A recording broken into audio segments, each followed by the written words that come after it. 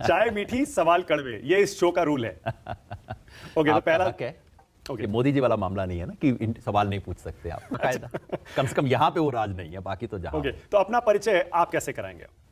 मैं समझ नहीं पा रहा हूँ, क्या कहूँ आपको? ना इसमें कोई दिक्कत, मैं तो साफ कहता, देखिए सेफोलॉजिस्ट एक जमाने में हुआ करता था, अब नहीं हूँ। ओके, है ना, राजनीतिक कार्यकर्ता हूँ, स्वराज इंडिया मेरी पार्टी है, मगर पार्टी ने फैसला 2 साल पहले ले लिया था कि इस वक्त देश में जो क्राइसिस है उसको देखते हुए 2024 तक हम कोई चुनाव नहीं लड़ेंगे।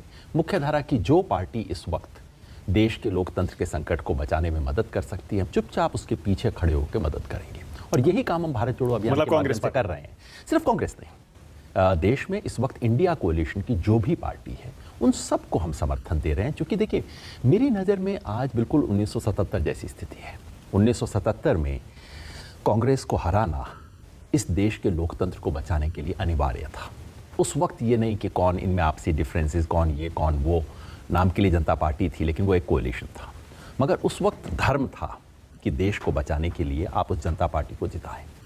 आज मैं उससे बड़ी चुनौती देखता हूं। तब तो खाली लोकतंत्र को चुनौती थी, अब तो इस देश की बुनियाद को चुनौती है, सिर्फ लोकतंत्र नहीं, संविधान और बुनियाद को चुनौती है। तो ऐसे में ये जो पूरा इंडिया कोalition है, जिसमें प्लस हैं माइनस हैं, किसी के बारे में मेरे मन में संदेह हो सकते हैं, किसी के प्रति ज़्यादा स्नेह हो सकता है, वो सब ठीक है, लेकिन आज उसका समर्थन पूरी तरह से कर रहे हैं। तो आप ये कहिए कि एक राजनीतिक कार्यकर्ता हूँ। ठीक है, तो आपकी पार्टी स्वराज इंडिया, आपने 2 साल के लिए उसके ऑपरेशंस को सस्पेंड किया, ये देखते हुए कि 24 के चुनाव के लिए जो भी मुख्य विपक्षी दल हैं उनका समर्थन किया जाए। बिल्कुल।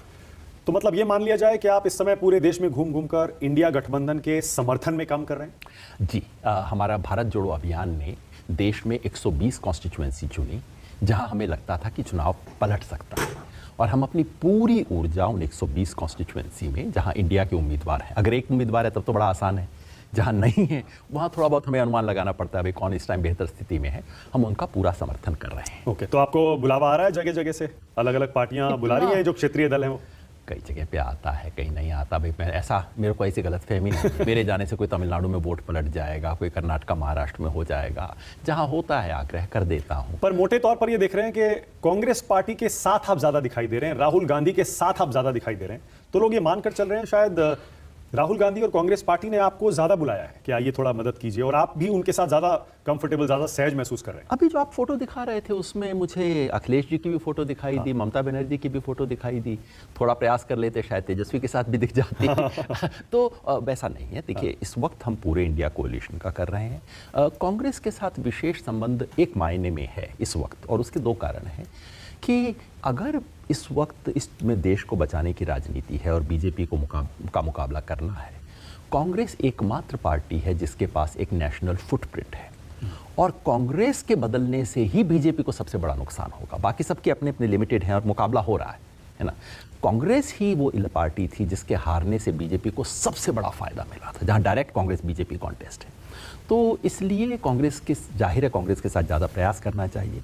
और दूसरा, ये जो यात्रा हुई दोनों, उसमें चूंकि कांग्रेस ने लीड ली, हमने खुल के कहा था जो ऐसा इनिशिएटिव लेगा हम हर एक का समर्थन करेंगे। अब इनिशिएटिव कांग्रेस ने 2 बड़े लिए, भारत जोड़ो यात्रा पहली और दूसरी भारत जोड़ो न्याय यात्रा, दोनों में खुल के समर्थन किया।